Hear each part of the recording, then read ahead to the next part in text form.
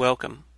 I'm Sebastian Mahfood, and you're listening to WCAT Radio, the on-air wing of En Route Books and Media, bringing you the dulcet sounds of Catholic wisdom.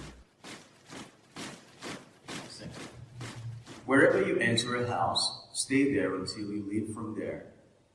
Whatever place does not welcome you or listen to you, leave there and shake the dust off your feet, in testimony against them. So they went off and preached repentance. The 12 drove out many demons, and they anointed with oil many who were sick and cured them. The Gospel of the Lord. Praise to you, Lord Jesus Christ.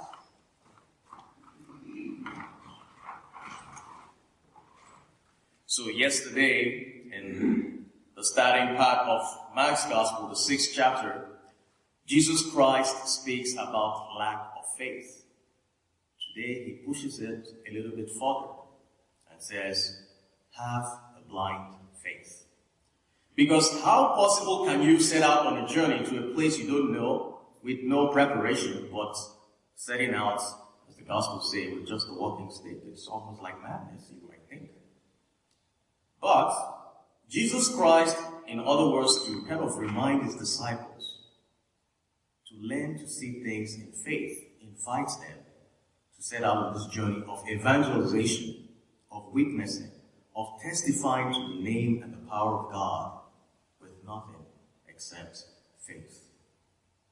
Like I said yesterday, faith is the substance of things we hope for, a conviction of things we do not see. And I mentioned that one of the things we do not see is the presence of God.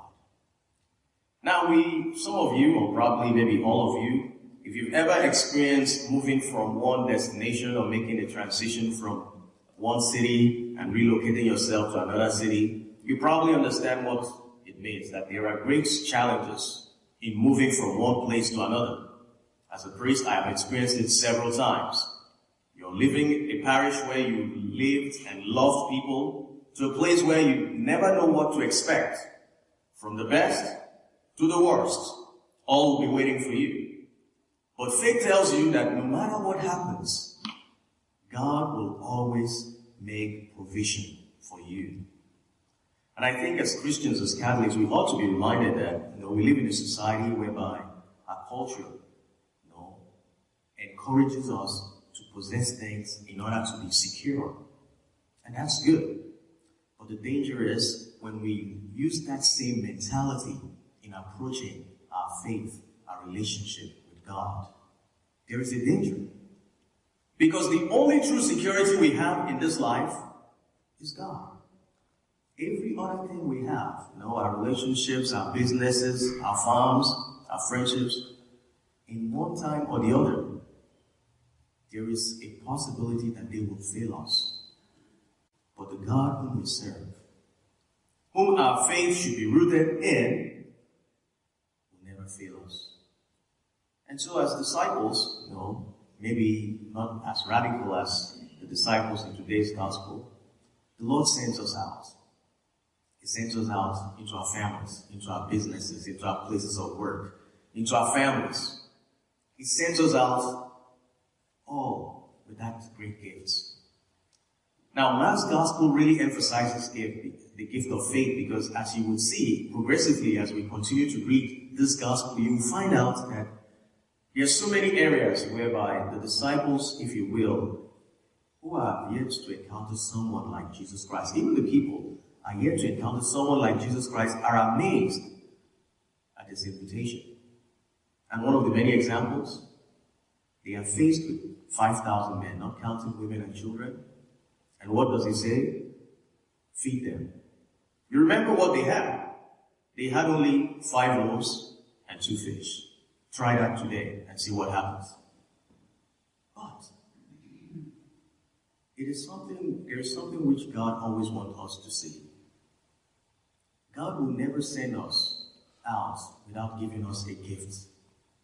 No matter how small that gift might seem, it is sufficient for him to work his wonders, to work his miracle through us and in us. But unless we recognize the gift he has given to us, because as Catholics, as Christians, we have the gift. He has given us that gift. The problem is sometimes we do not recognize the power of that gift. Hence today he invites us. Go out with nothing. Do not pack any bag, but only hold on to one thing. Hold on to the faith he has given to you. He has given to me.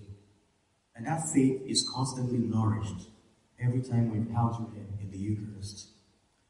Today, as we celebrate the fact that he has called us to be his disciples, remember that just like the disciples in today's gospel, the reality is that anyone who encounters Jesus will always be sent out to go and spread the message. In fact, at the end of Mass, what do we say? Go forth, the Mass is ended. That means go forth and tell others about him whom you have encountered. Because true love can never be love unless it is shared with others. We pray that Jesus Christ in the Eucharist will strengthen our faith as we journey with him this day. We hope you enjoyed the program and will join us back for another show on WCAT Radio. This is Sebastian Mahfood. Good day.